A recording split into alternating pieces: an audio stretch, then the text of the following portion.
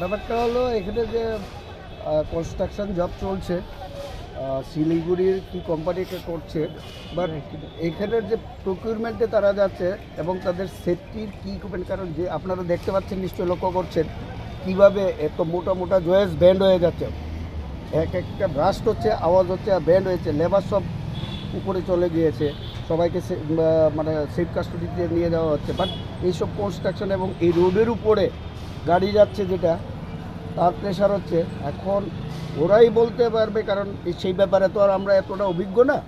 ওরা বলতে পারে এটা কীভাবে এখন সেফ গার্ডে নেওয়া যায় এবং সেফটির কী ইকুইপমেন্টস তারা কী প্রিপারেশন নিয়েছেন। পাশাপাশি সরকারের যারা প্রতিনিধি আছেন, আমি তাদের কাছে অনুরোধ করব যেন ইমিডিয়েট এই ব্যাপারটা দেখুন, নতুবা হয়তোবা বিশাল বড় ধরনের দুর্ঘটনা ঘটতে পারে এই মোটর স্ট্যান্ডে। এই যে মানে জয়েসগুলো যে মানে বেঁকা হয়েছে, মানে কতক্ষণের মধ্যে হয়েছে? উইদিন 40 মিনিটস, 40 মিনিটের মধ্যে এই সোজা ছিল, আপনারা লক্ষ্য করতে পারছেন এই সোজাগুলি আওয়াজ হচ্ছে, ব্রাস্টিং হচ্ছে আর এট এ টাইম ব্যান্ড হয়ে যাচ্ছে।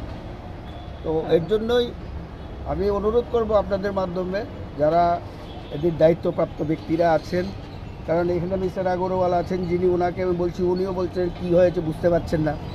তো ইঞ্জিনিয়ার কোথায়, সেফটির পার্সন কোথায়, প্রশাসনের তরফ থেকে কী নজরদারি, সেটা আপনাদের মাধ্যমে আমরা অনুরোধ করব অতি সত্বর ব্যবস্থা নেওয়ার জন্য, না হলে বড় ধরনের দুর্ঘটনা ঘটে। আপনার পরিচয়টা যদি একটু?